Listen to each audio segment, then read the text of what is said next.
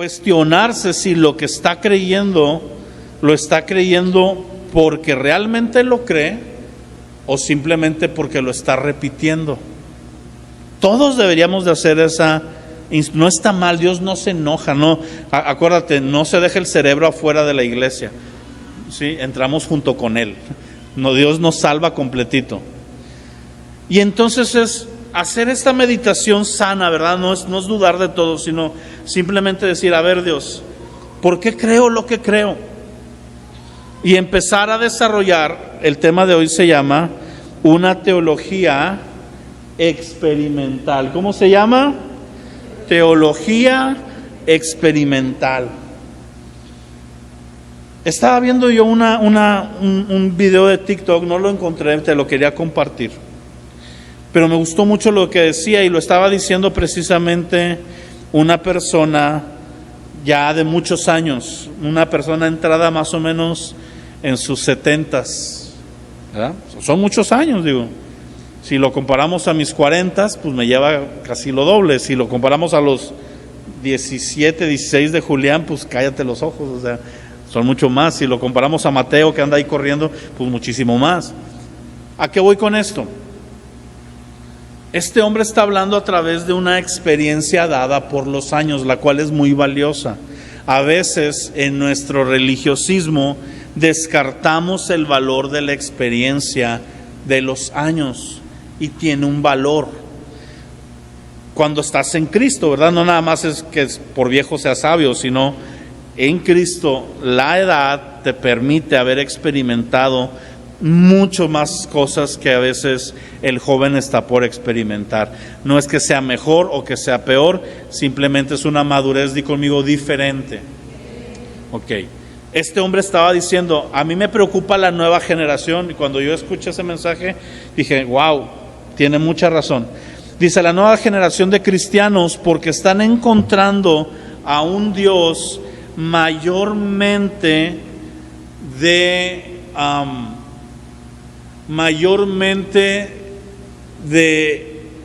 doctrina, mayormente de sistema. Dice, la teología sistemática es muy buena, pero la nueva generación está haciendo de la misma teología sistemática su Dios. O sea, está haciendo de Dios el estudio de Dios en vez de a Dios mismo, ¿sí?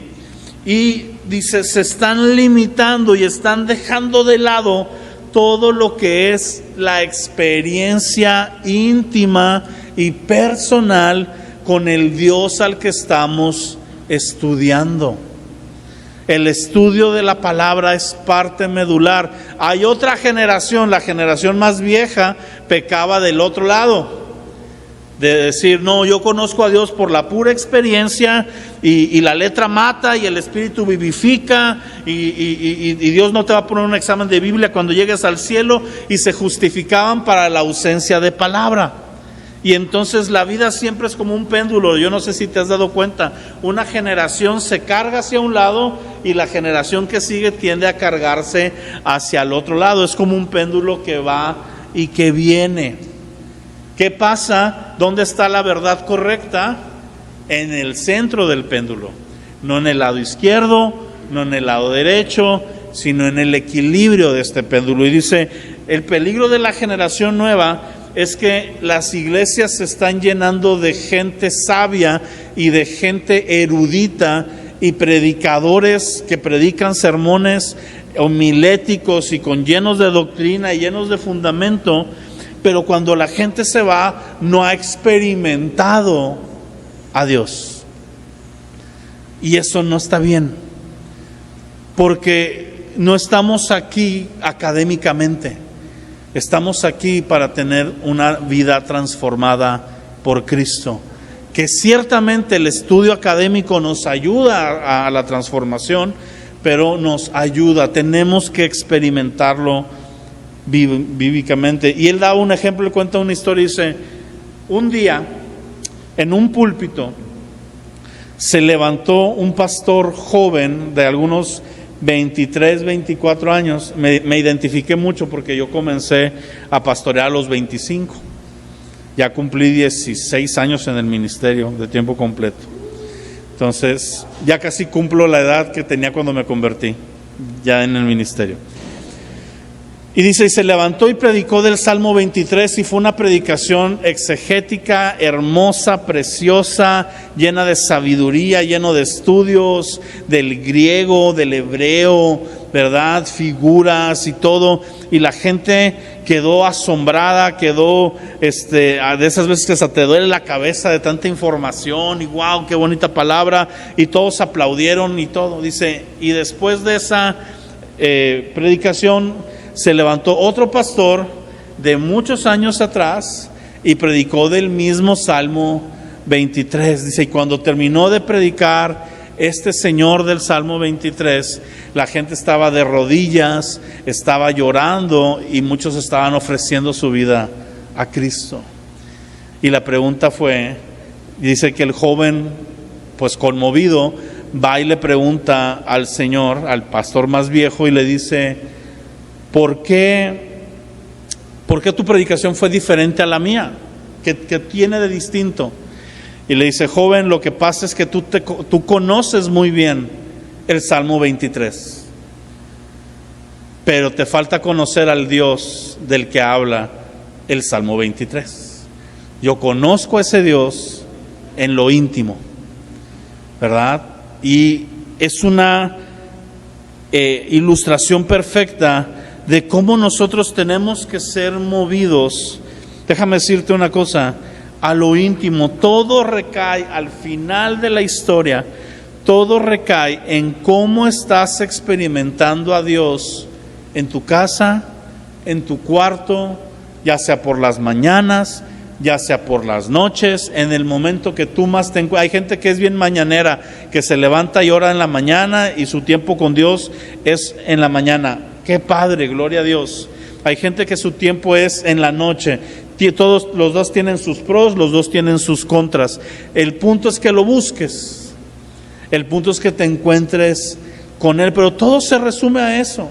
No se resume en cuánto tiempo vienes a la iglesia, no se resume si faltas o no los domingos. Claro que quiero que estés aquí cada domingo, claro que quiero que estén en cada reunión de miércoles, claro que quiero que abran casas de oración en sus casas, claro que quiero que hagan ministerio, claro que quiero que sirvan en ministerios. Todo eso es parte de la vida congregacional, pero al final eso es secundario, no que no es importante. Pero en el orden de la importancia, lo más importante recae en cómo estoy experimentando yo a Dios de manera personal y de manera íntima. Y eso fue lo que pasa en Primera de Juan 1. Lo leímos en la primera predicación, pero hoy lo quiero leer un poquito más despacio. Dice, lo que existía desde el principio, lo que hemos oído, lo que hemos visto con nuestros ojos, lo que hemos contemplado y lo que han palpado nuestras manos acerca del Verbo de vida, pues la vida fue manifestada a nosotros, la hemos visto y damos testimonio y la anunciamos, vida eterna, la cual estaba con el Padre y se nos manifestó. Lo que hemos visto y oído os proclamamos también a ustedes, para que también ustedes tengan comunión con nosotros, y en verdad nuestra comunión es con el Padre y con su Hijo Jesucristo. Les escribimos estas cosas para que nuestro gozo sea completo. Yo estoy en la Biblia de las Américas, por si viste alguna palabra ahí distinta.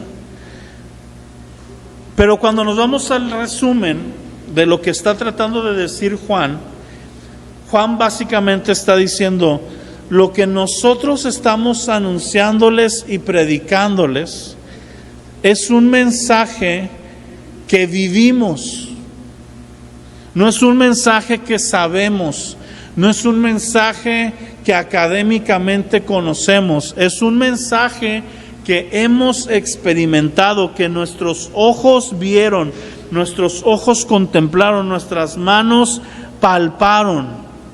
Sí, yo estuve tentado en ponerle a esta predicación, ver, tocar y escuchar. No, ver, tocar y escuchar. Así le iba a poner. Pero me gustó más este tema. ¿Por qué? Porque fíjate lo profundo de esto. El apóstol Juan, cuando está escribiendo esto, ya está entrando en años, ya no es el jovencito. Juan fue un joven en la época de Jesús. Juan tendría entre 17 a 20 años cuando el ministerio de Jesús. Era un joven todavía. Y en su juventud se encontró con Cristo, tuvo un encuentro con Él, invirtió esos 3 años de la vida ministerial de Cristo, pero a partir de ahí Juan siguió en comunión.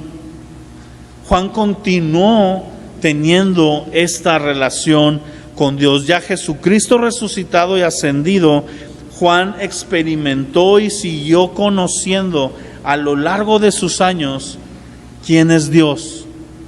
Siguió conociendo revelaciones acerca del Jesús con el que se acostó a un lado a dormir, con el que comió, con el que compartió tantas experiencias, con el que se recostó al costado. Juan escuchó literalmente el latido del corazón de Dios, porque puso su oído en el pecho de Jesús recostado ahí, y siguió avanzando. Y cuando llega este evangelio, Juan está diciendo, mira, lo que nosotros te estamos hablando es primero lo que hemos oído. Di conmigo, oído. Sin embargo, no es el oído de historias. La palabra aquí es escuchar personalmente. Porque una cosa es escuchar una historia y otra cosa es escuchar al autor de la historia. Sí, mucha gente, la mayoría de nosotros, cuando recién nos encontramos con Dios, ¿cómo es nuestra relación? Nuestra relación es transmisión oral de lo que Dios hizo en aquellos años. ¿Sí? Nadie de nosotros es como Juan, discípulo de primer mano. Todos nosotros estamos aquí y alguien más nos comienza a hablar de Cristo, en el punto que sea. Y eso está bien, pero no te puedes quedar ahí. Tienes que avanzar, tienes que profundizar, tienes que ir más allá. ¿Por qué? Porque en el experimentar personal, vuelvo a lo mismo, Dios irá tratando, valga la redundancia, de una manera personal. Y yo te puedo compartir la palabra que está con un buen estudio, lleno de verdad, y eso tocará tu vida, pero lo que debe de hacer eso es moverte al lugar secreto, moverte al lugar íntimo, moverte a buscar al Señor. Y Juan dice, lo que hemos oído, yo te pregunto, no me respondas, respóndete a ti. Varias preguntas. La primera es, ¿tú qué has oído directo de Dios en tu vida? ¿Qué has oído de Dios? Número 2, te preguntaría, ¿cuándo fue la última vez que escuchaste a Dios? ¿Cuándo fue? ¿Fue hoy en la mañana? ¿Fue ayer en la tarde? ¿Fue hace una semana? ¿Fue hace un mes? Espero que no sea más de un mes, un año. ¿Fue hace 10 años? Hay gente que dice, es que yo me acuerdo cuando yo tenía 18 años y Dios me habló y yo me convertí y empecé a venir a la iglesia y desde los 18 años vengo. Y qué padre. Y luego le pregunto a esa persona, ¿y qué más has seguido oyendo? Ah, no, nada más eso. Y basta para darte salvación, pero no has profundizado en el conocer, te estás perdiendo de toda una experiencia.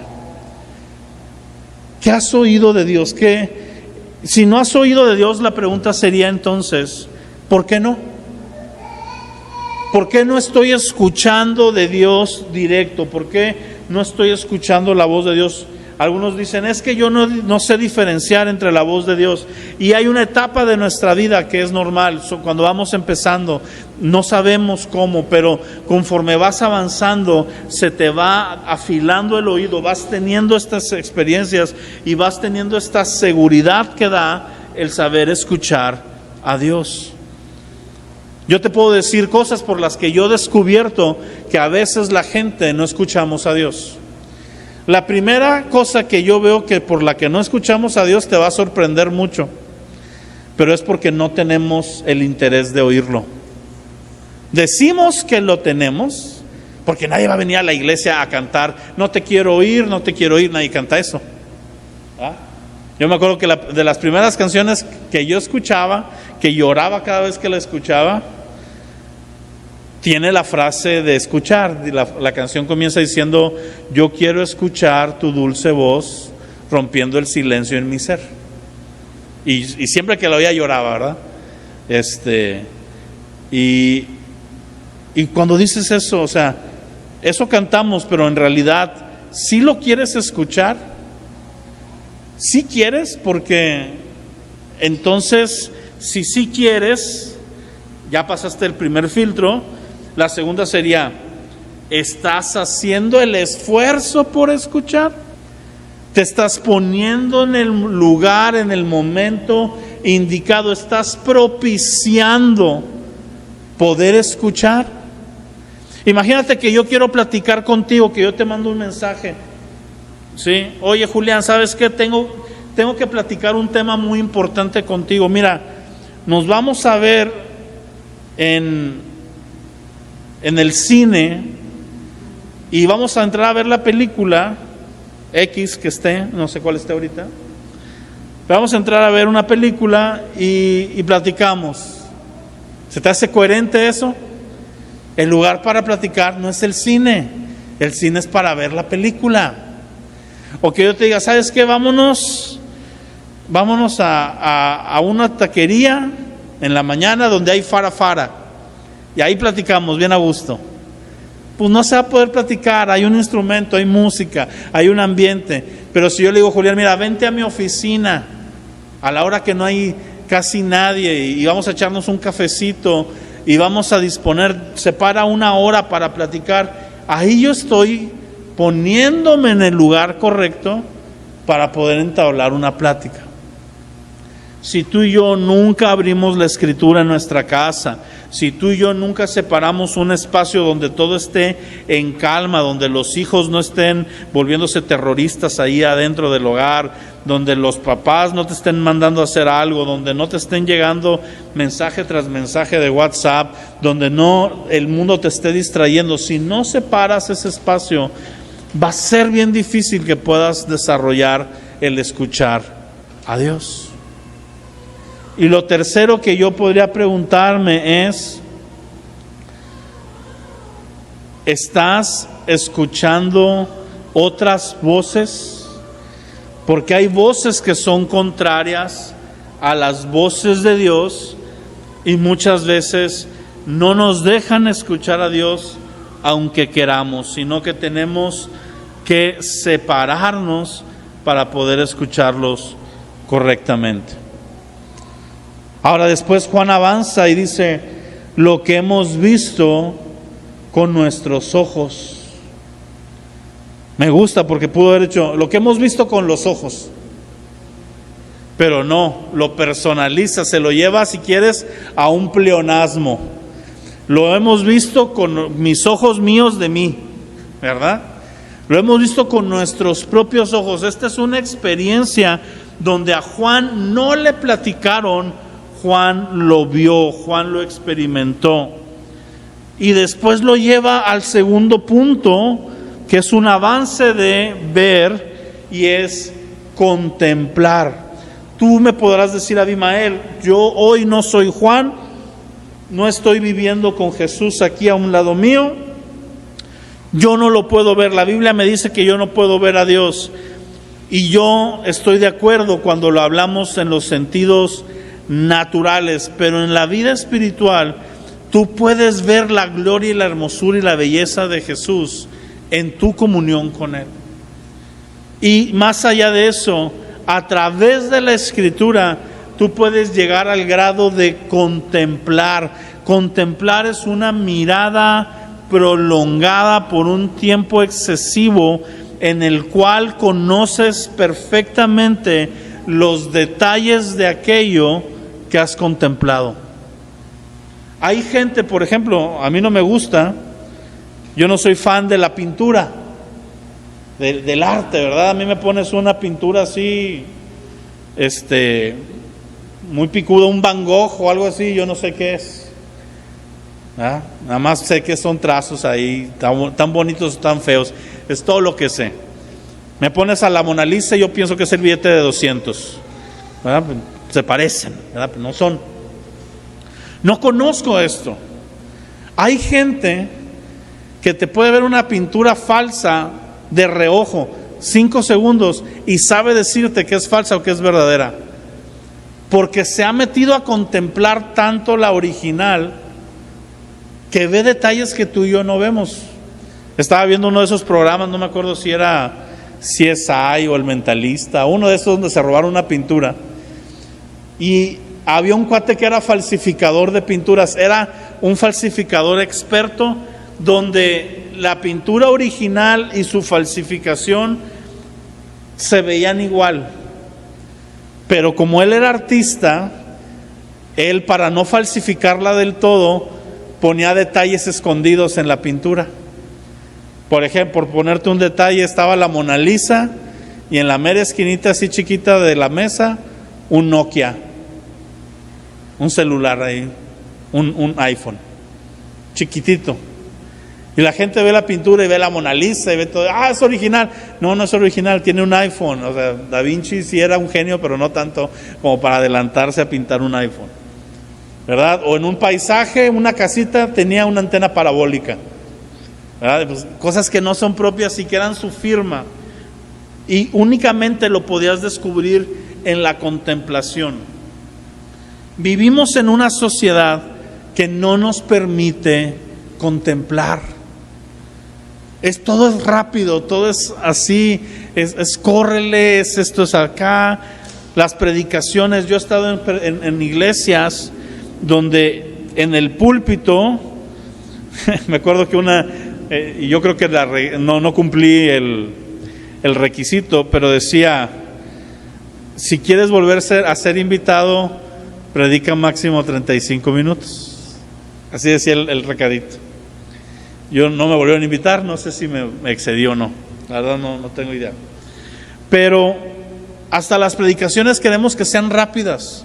A mí me dijo una vez una persona cristiana que yo considero maduro, que yo considero profundo y todo, en un lapsus brutus me dijo: es que las predicaciones deberían de ser de 30 a 35 minutos porque la gente se cansa y no retiene. Y yo dije: ¿y cómo no se cansan las 3 horas del Señor de los Anillos en el cine? O cómo no se cansan del concierto, o cómo no se cansan ¿por qué ahí no se cansan? ¿Por qué ahí no? En TikTok se te puede ir media mañana en flashes de 15 segundos. Hay una tendencia de no dejarnos contemplar. Y Juan está experimentando, está viendo, está oyendo, está contemplando, y le sigue al siguiente nivel. Lo que palparon nuestras manos, lo que pudimos tocar. ¿Te fijas que todo lo que está hablando Juan tiene que ver con lo que le llamamos nuestros sentidos? ¿Cuáles son los 5 sentidos? El olfato, el oído, el gusto, la vista y el tacto. ¿Sí? Juan está metiendo aquí al menos 3: ver, escuchar y tocar. Si te lo llevo al gusto, ¿verdad? Jesús dijo: el que no come de mí no puede ser mi discípulo. Ya lo llevamos al gusto, ¿sí? Nuestros 5 sentidos nos han sido dados para, por medio de esos canales, experimentar a Dios. Y dejé esta predicación hasta el último de la serie, porque si la doy al principio, la gente se lleva esto y no pela lo de la Escritura. Pero es la Escritura más tu experiencia personal, más momentos donde tú estás en el cuarto y sabes que sabes que Dios vino y te transformó y te renovó y te dio una palabra y esa palabra se vuelve un rema y se vuelve la predicación a lo mejor a veces del resto de tu vida o de un periodo de mi vida. Ha habido momentos donde yo me he encontrado con Dios, me ha revelado cosas que es lo que he predicado por 4 o 5 años, con diferentes temas y en diferentes formas y en diferentes presentaciones, pero la esencia es eso, porque es lo que me estuvo hablando el Señor. Y yo no te quiero compartir lo que yo escuché, lo que yo leí, lo que un teólogo escribió, sino lo que yo toqué del verbo de vida, porque considero que eso es lo que nos da autoridad de compartir algo vivo y eficaz, y que la gente realmente sea movida no solo por el intelecto, sino por el testimonio de lo que Dios ha hecho en nuestra vida. Ojo, no podemos basar nuestra vida meramente en experiencias, porque luego entonces tus experiencias se pueden volver marihuanadas también. Sí, un amigo ha llegado a venir, no, es que yo veo ángeles y me hablan y vienen y aquello, y yo no dudo que pueda existir, pero veo su vida, veo el fruto de su vida y no parece, ¿verdad? Tanto te visitan y sigues igual de terco y de testarudo, y nada más son fantasías, son fábulas, ¿verdad?, que nos estamos haciendo. Pero yo tomo mucho en cuenta cuando alguien viene y me dice, es que yo siento que Dios me dijo esto, yo no lo descarto, sino es, a ver, vamos a escuchar y vamos a ver, y si se acomoda la palabra, si va de acuerdo a la Escritura, si va de acuerdo a lo que Dios ya ha revelado en Jesucristo, pues seguramente sí te lo habló Dios. Pero tenemos que tener esa experiencia de decir, Dios me habló, Dios me mostró, Dios me hizo palpar, sentir. Cuando tú te vas a todos los hombres de la palabra que lograron algo en su generación y que Dios usó, eran personas que trascendían el plano de lo intelectual. Algunos de ellos eran muy sabios. Tenemos a Pablo, que era un erudito, que escribía misterios difíciles. Y tenemos a un hombre de bulbo como Pedro, ¿verdad?, que igual escribió y transfirió su experiencia con Cristo, y hay tanta gracia y verdad en ella. Tenemos a Juan, David, ¿verdad?, que se le considera, bueno, David no escribió más que salmos, no escribió alguna instrucción, ¿verdad?, pero se le considera un hombre de los más trascendentes de su generación, y eran personas que experimentaban al Señor. David escribe este profundo misterio: vi yo al Señor con el Señor. Dice, a ver, espérame. ¿Sí? ¿Cómo está esto? Vemos a un Isaías, vemos a un Abraham, todos ellos tuvieron una experiencia íntima y personal con Dios.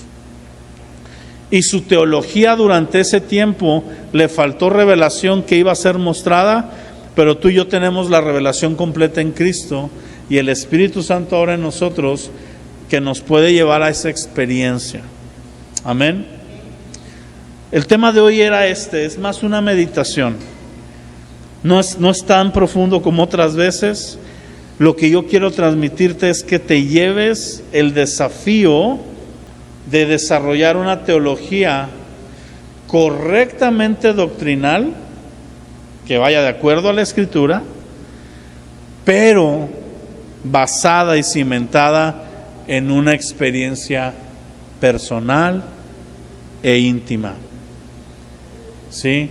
A mí podrán venir cientos de eruditos con versículos y con exégesis y cosas a decirme cosas que son contrarias a las que yo ya experimenté y que veo en la palabra, y que no me vas a sacar de ahí porque yo lo viví y lo veo respaldado en la palabra.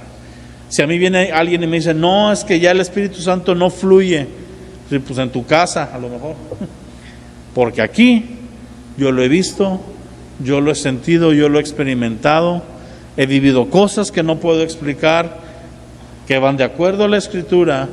Y sobre todo esto, termino con esto, una verdadera experiencia personal se vuelve únicamente una verdadera experiencia personal cuando te marca. Si no te marca, no es una experiencia personal. Pero si te marca, si algo hace en tu vida, si te corrige, si te disciplina, si te levanta del polvo, si te saca de la depresión. Yo he visto personas hundidas en la depresión que se han intentado suicidar, encontrarse con Cristo y jamás volver a eso. Y no me puedes decir que entonces Dios no sana eso. No me puedes venir a mí a decir que Dios no sana enfermedades cuando he visto a Dios sanarlo. No me puedes venir a decir dentro de tu teología que Dios no provee cuando he visto muchas veces que Dios me ha proveído.